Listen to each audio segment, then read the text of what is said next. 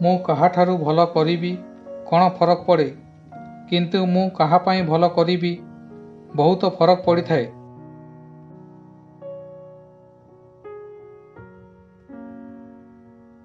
କହିବା ଲୋକଙ୍କର କ'ଣ ଯାଇଥାଏ, କିନ୍ତୁ ସହିବା ଲୋକ ତ ମହାନ ହୋଇଥାନ୍ତି।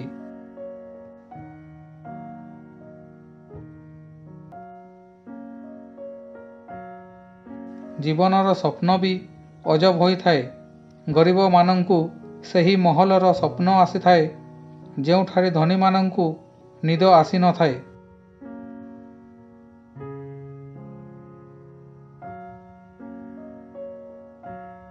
ନିଜର ଧନ ଉପରେ ଗର୍ବ କରନ୍ତୁ ନାହିଁ, କାହିଁକି ନା ଥରେ ମାଟିକୁ ପଚାର, ତା ଭିତରେ କେତେ ରାଜା ମହାରାଜା ଶୋଇଛନ୍ତି।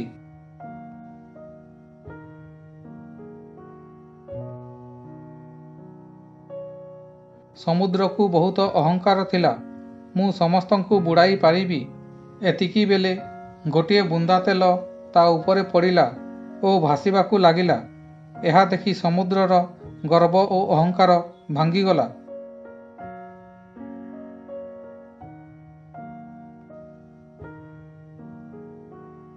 ଆପଣଙ୍କ ଭୁଲ କାମରେ ଯେଉଁ ଲୋକମାନେ ଆପଣଙ୍କୁ ଉତ୍ସାହିତ କରିବେ, ସେହି ଲୋକମାନେ ଆପଣଙ୍କୁ ବର୍ବାଦ କରିଦେବେ।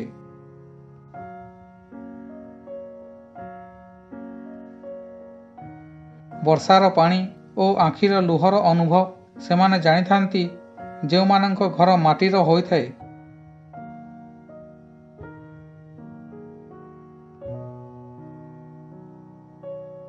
ଆପଣଙ୍କ କିଛି ବନ୍ଧୁ ଦର୍ପଣ ଓ ଛାଇ ପରି ରଖନ୍ତୁ, କାହିଁକି ନା ଦର୍ପଣ କେବେ ମିଛ କହିନଥାଏ ଓ ଛାଇ କେବେ ସାଙ୍ଗ ଛାଡ଼ିନଥାଏ।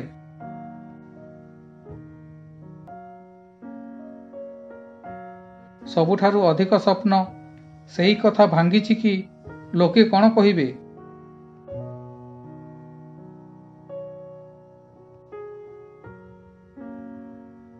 ମଣିଷକୁ ମଣିଷ କେବେ କଷ୍ଟ ଦେଇନଥାଏ, ତାକୁ ସେହି ଆଶା କଷ୍ଟ ଦେଇଥାଏ ଯାହା ସେ ଅନ୍ୟ ଲୋକଙ୍କ ଠାରୁ ରଖିଥାଏ।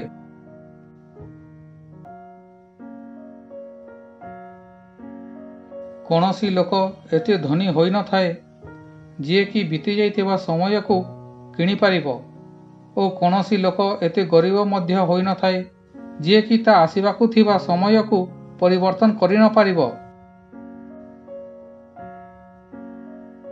ଆପଣଙ୍କ ପ୍ରଶଂସା କରୁଥିବା ଲୋକ ଆପଣଙ୍କୁ ଚିହ୍ନି ପାରନ୍ତି, କିନ୍ତୁ ଆପଣଙ୍କ ପାଇଁ ଚିନ୍ତା କରୁଥିବା ଲୋକଙ୍କୁ ଆପଣଙ୍କୁ ହିଁ ଚିହ୍ନିବାକୁ ପଡ଼ିବ।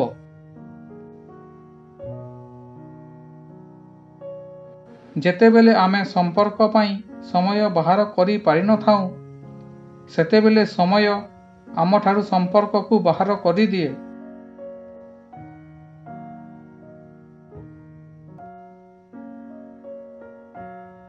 ଜଣେ ଲୋକ ଗୋଟିଏ ମହାତ୍ମାଙ୍କୁ ପଚାରିଲେ, ଖୁସିରେ ରହିବାର ସବୁଠାରୁ ଭଲ ଦିନ କ'ଣ?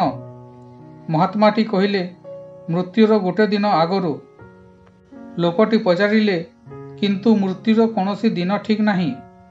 ମହାତ୍ମାଟି କହିଲେ, ଜୀବନର ପ୍ରତ୍ୟେକ ଦିନ ଶେଷ ଦିନ ଭାବିନିଅ।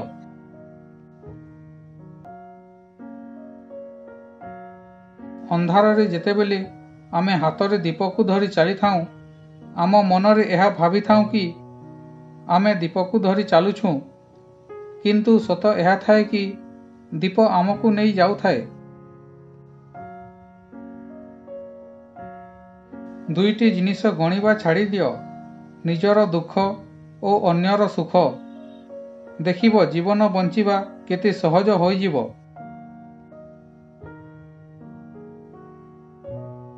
ଛୋଟବେଳେ ସବୁଠାରୁ ଅଧିକ ପଚରା ଯାଉଥିବା ପ୍ରଶ୍ନ, ବଡ଼ ହେଲେ କ'ଣ ହେବ? ଏହାର ଉତ୍ତର ବଡ଼ ହେଲା ପରେ ଜାଣିପାରିଲି, ପୁଣି ଥରେ ଛୋଟ ହେବି।